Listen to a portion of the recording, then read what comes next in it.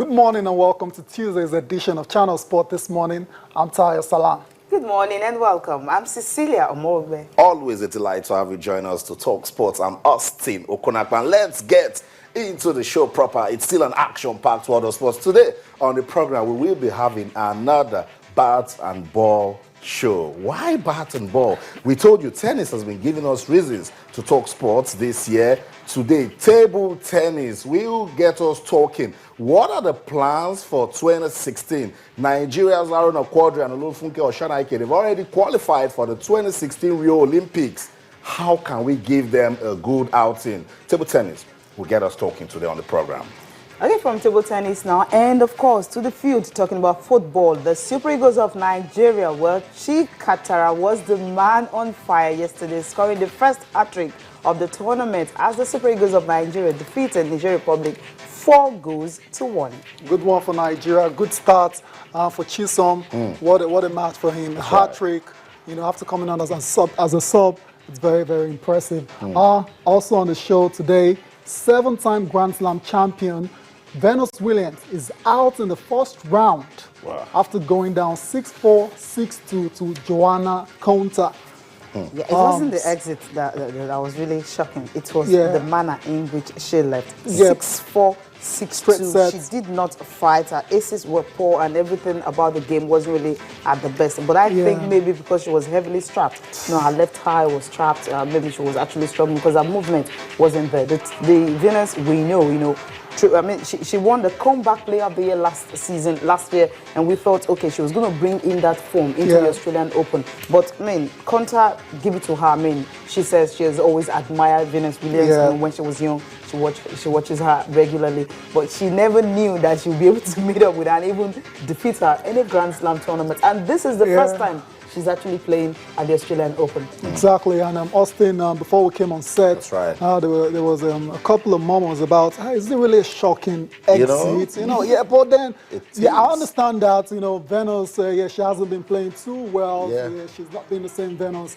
You know, she hasn't won a Grand Slam since 2012.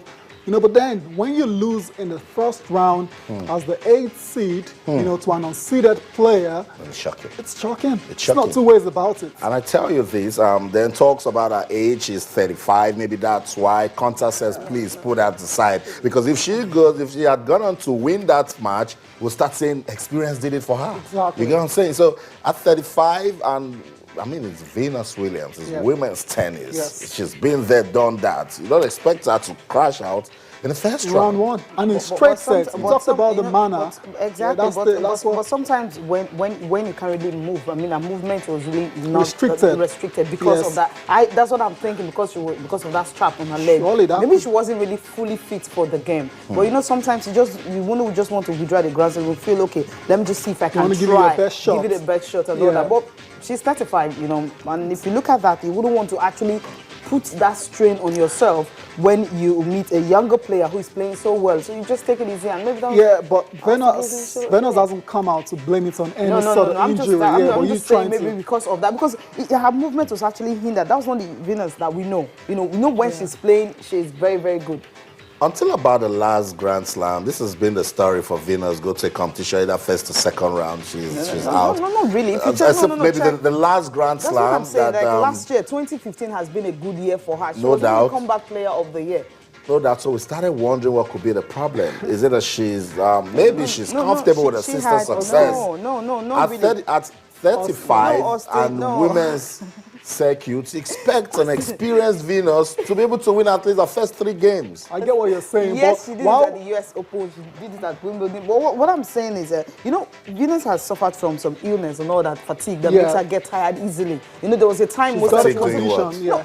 No, she's got a medical condition. Exactly. That's it. So it makes her get tired easily. So that's the thing. So for her to be, for the kind of games she played last year, I was even surprised. She had a great end to the year. Exactly. So we're expecting her to actually consolidate, not go out in the first round. That's why I said that maybe because of that strap on the leg. She hasn't said anything. Probably. That's what I think. Maybe that was the reason she crashed in this way. But Austin and Cecilia, while we're debating whether Venus's exit is shocking or not, one man has definitely gone out just a few seconds ago. Rafael Nadal is out. I asked Cecilia, we're we're watching the game like, how many hours? Come on, the last time we met Fernando Verdasco, remember it was close to 5 hours.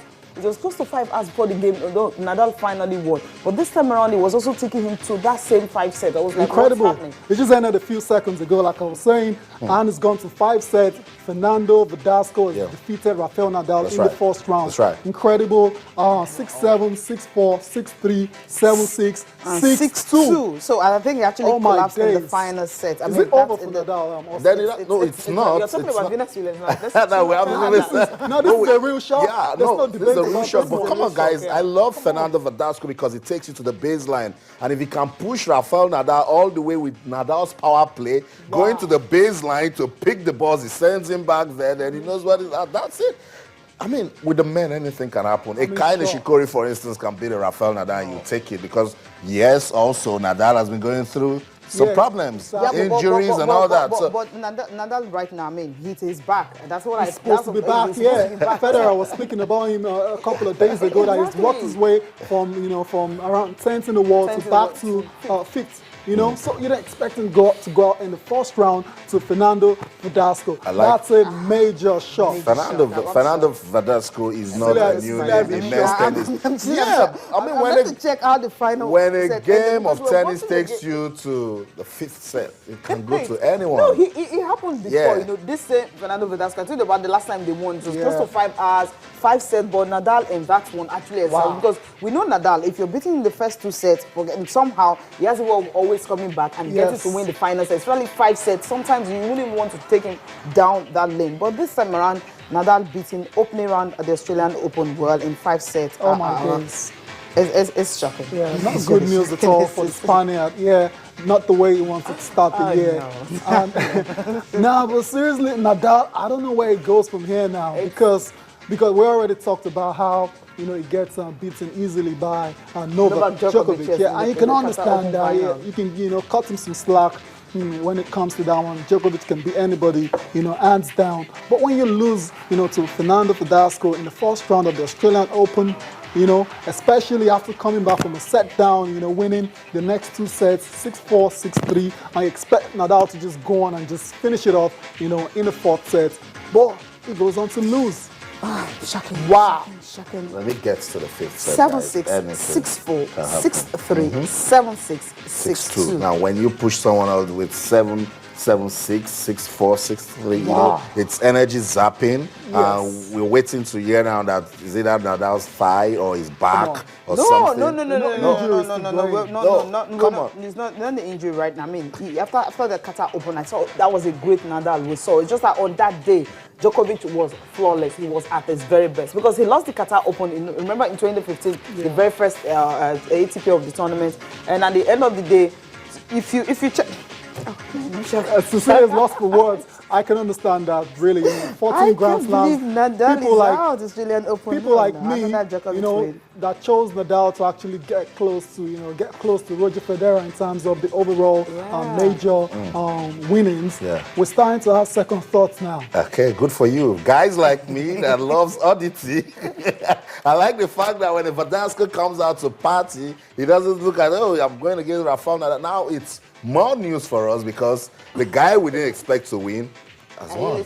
That's what it is. Rafael Nadal is out. Rafael Nadal is out of the Australian Open. We're striking him out of one of the favorites now for the Australian Open title. I was never, if I'm just put my money on anyone, it has to be Novak Djokovic anytime. And aside that, anything can happen with the men. I agree. Djokovic, obviously, odds-on favorite to win, but chose Nadal as the dark horse. Kevin Anderson is struggling at the moment. He's actually out as well. He's struggling. He's losing 3-1 already. Yeah, exactly. So that's what it is.